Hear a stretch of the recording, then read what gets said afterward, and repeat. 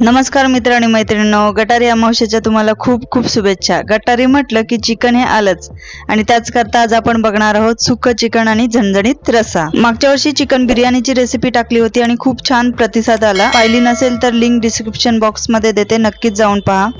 चला तर मग करूयात सुरुवात। सर्वात आधी आपल्याला चिकन घ्यायचं आहे। इथे मी 1 किलो चिकन घेतलेलं आहे। चिकन स्वच्छ असं धुवून घ्यायचं आहे। यानंतर यामध्ये आपल्याला घालायचं आहे 1 चमचा हळद आणि 1 चमचा मीठ।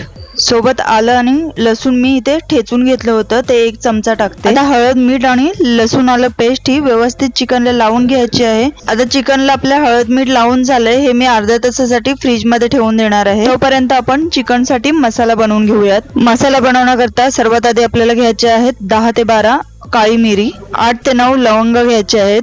पुढे आपल्याला लागणार आहे चक्रफूल, इथे मी अर्ध घेतलंय। दालचिनीचे 2 छोटे तुकडे, 1 चमचा साधं जिरं, 2 चमचा सफेद तीळ, सोबतच लागणार आहे 3 चमचा अख्खे धणे। आता हे सर्व मसाले आपल्याला भाजून घ्यायचे आहेत। मसाला भाजते वेळी गॅस मंद आचेवर ठेवा। मंद आचेवर मिनिट भरासाठी हे मसाले भाजून होतात। जास्त पण भाजू नका, नाहीतर हे कडवट होणार। आता हे मसाले भाजून झालेत, मी हे प्लेट मध्ये काढून घेते। पुढे आपल्याला याच तव्यामध्ये सुकं खोबरं भाजून घ्यायचंय। इथे मी एक मोठी खोबऱ्याची वाटी किसून घेतली आहे। जर खोबऱ्याची वाटी छोटी असेल तर 2 वाट्या घ्या। आता मध्यम आचेवर आपल्याला हे खोबरं भाजून घ्यायचंय। आता आपलं खोबरं सुद्धा भाजून झालंय, हे सुद्धा मी प्लेट मध्ये काढून घेते। आता याच तव्यामध्ये आपल्याला 1 चमचा तेल टाकायचंय। इथे मी घेतल्यात 10 ते 12 लसणाच्या पाकळ्या, सोबतच आपण घेतले 2 हिरव्या मिरच्या, त्याचे तुकडे करून घेतलेत आणि 3 ते 4 छोटे अद्रकचे तुकडे करून घ्यायचे आहेत। आता हे सर्व मध्यम आचेवर आपल्याला भाजून घ्यायचे आहे। 5-1 मिनिटांमध्ये आपले लसूण, मिरची आणि अद्रक भाजून होतं। आता आपले हे भाजून झाले, हे मी प्लेट मध्ये काढून घेते।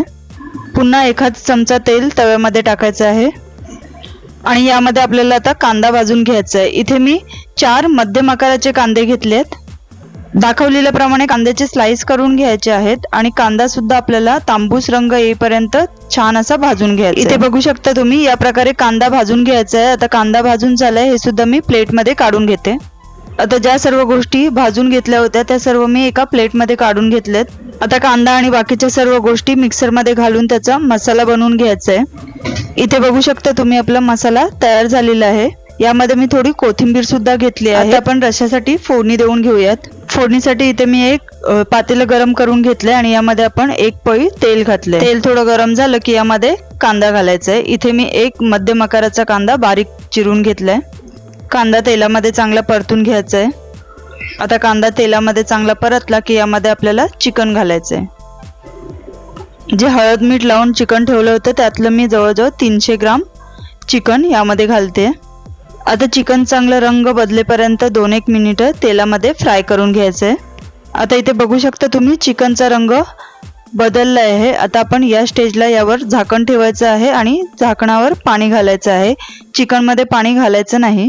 आता सुकं चिकन बनवण्यासाठी मी एका कढईमध्ये तेल तापवून घेतलं होतं आणि यामध्ये आता आपल्याला जो मसाला आपण तयार केलाय तो मसाला टाकून घ्यायचा आहे। आता मसाला तेलामध्ये 2-1 मिनिट छान असं फ्राय करून घ्या।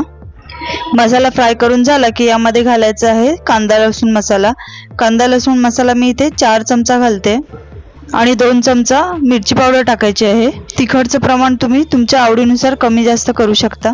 आता मिरची पावडर मसाल्यामध्ये व्यवस्थित असं मिक्स करून घ्यायचं आहे आणि शेकून घ्यायचे। आता इथे बघू शकता, मसाला आपला गोळा होतोय, तेल सुटलंय, याचा अर्थ मसाला चांगला शेकला गेलाय। आता या स्टेजला आपल्याला यामध्ये घालायचं आहे 1 चमचा गरम मसाला, 1 चमचा धना पावडर आणि चवीपुरतं मीठ। आता पुन्हा हे मसाले मिक्स करून एक अर्धा मिनिट भरासाठी आपल्याला परतून घ्यायचं आहे। आता चिकन साठी परफेक्ट मसाला तयार झालाय। यातला मी अर्धा मसाला हा आपल्या रश्श्यासाठी काढून घेते आणि राहिलेल्या मसाल्यामध्ये आपलं बाकीचं चिकन टाकायचंय। आता हे सर्व चिकन मसाल्यामध्ये फ्राय करून घ्यायचंय। गॅस मध्यम आचेवर ठेवा आणि 5-1 मिनिटं हे चिकन मसाल्यामध्ये परतून घ्या।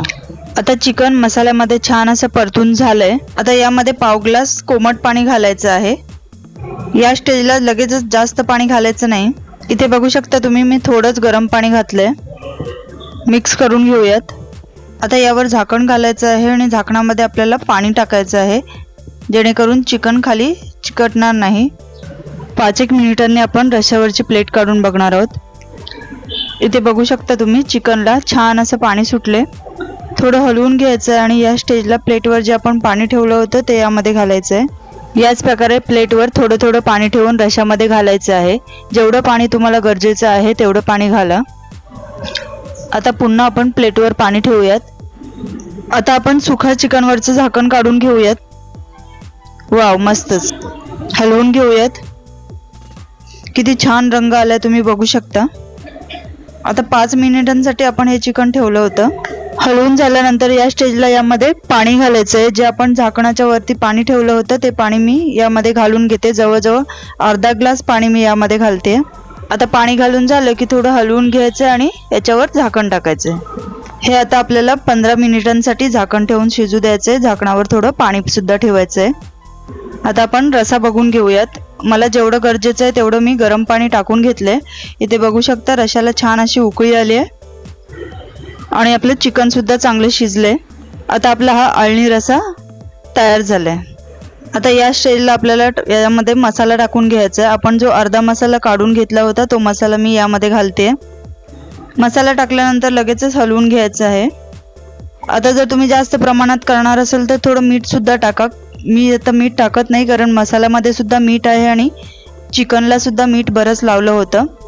जर गरज असेल तरच मीठ टाका, पण बेताने टाका.